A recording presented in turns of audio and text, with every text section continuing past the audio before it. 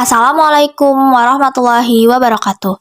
Perkenalkan, kami dari kelompok 6 yang beranggotakan Rika, NIM 19521173, Nafisa Salma Zahra, NIM 19521179, Daimatul Janah, NIM 19521105, Bastia Wibisono, NIM 19521153, dan Sofia Nurhayati, NIM 19521126, mata kuliah pasar modal. Pada video kali ini, kami akan mempresentasikan terkait dengan gross profit margin.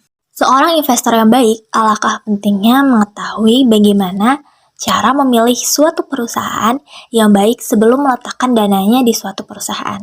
Oleh karena itu, pada presentasi kali ini, kami akan menjelaskan salah satu poin penting yang perlu diperhatikan seorang investor, yaitu gross profit margin atau margin laba kotor.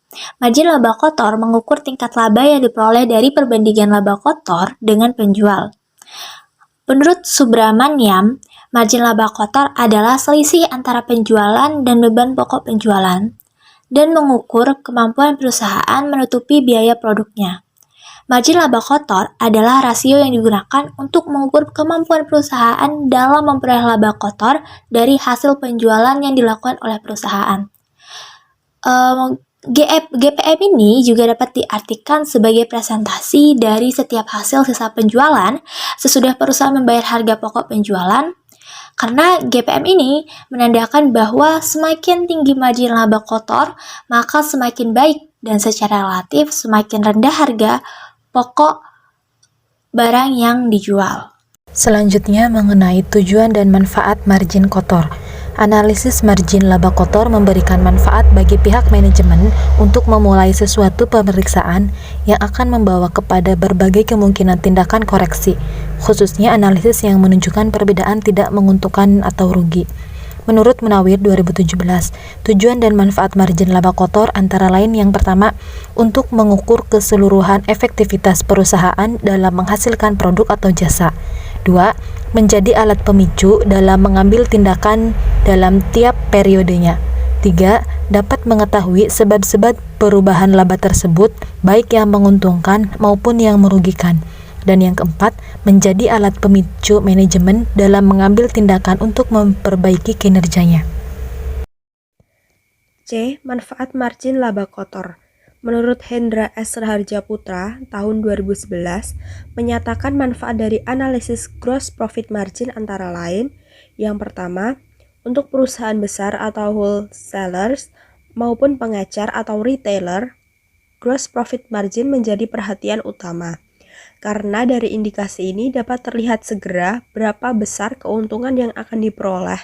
Berawal dari indikasi ini, perusahaan dapat mencari pemasok yang memberikan harga lebih rendah atau melakukan negosiasi. Yang kedua, bagi perusahaan manufaktur, indikasi ini dapat dijadikan sebagai langkah awal melakukan penghematan biaya dengan mencari pos-pos mana yang perlu diperbaiki. Oke, yang selanjutnya adalah faktor-faktor yang mempengaruhi margin laba kotor. 1. Berubahnya harga jual, yang artinya berubahnya harga jual yang dianggarkan dengan harga jual pada periode sebelumnya dengan alasan tertentu yang berdampak terhadap perolehan dari nilai jual tersebut. Yang kedua, berubahnya jumlah kuantitas barang yang dijual, artinya perubahan barang yang dijual dari jumlah yang dianggarkan dengan jumlah periode sebelumnya dengan alasan tertentu. Misalnya, dari jumlah yang ditargetkan akan mengakibatkan perubahan perolehan dari nilai jual tersebut.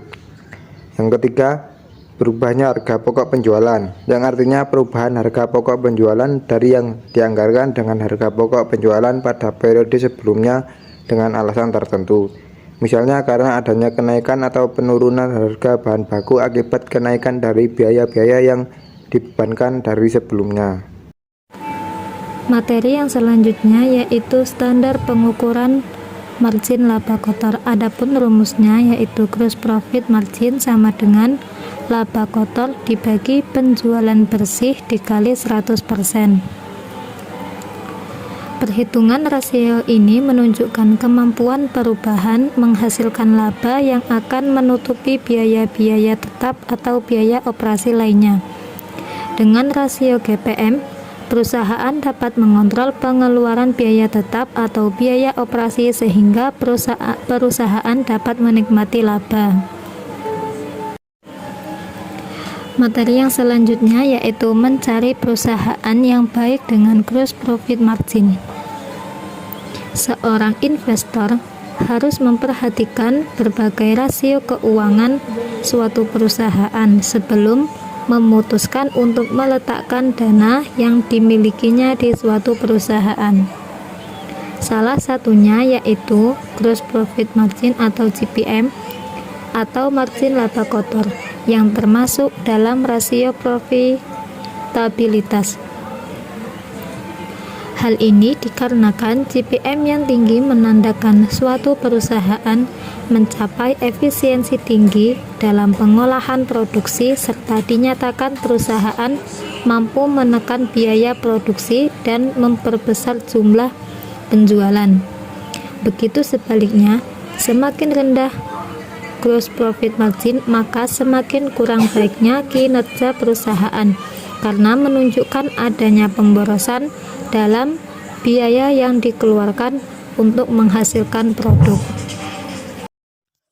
Sekian presentasi dari kelompok kami, kurang lebihnya mohon maaf, terima kasih dan semoga bisa bermanfaat untuk teman-teman semua. Thank you for watching. Wassalamualaikum warahmatullahi wabarakatuh.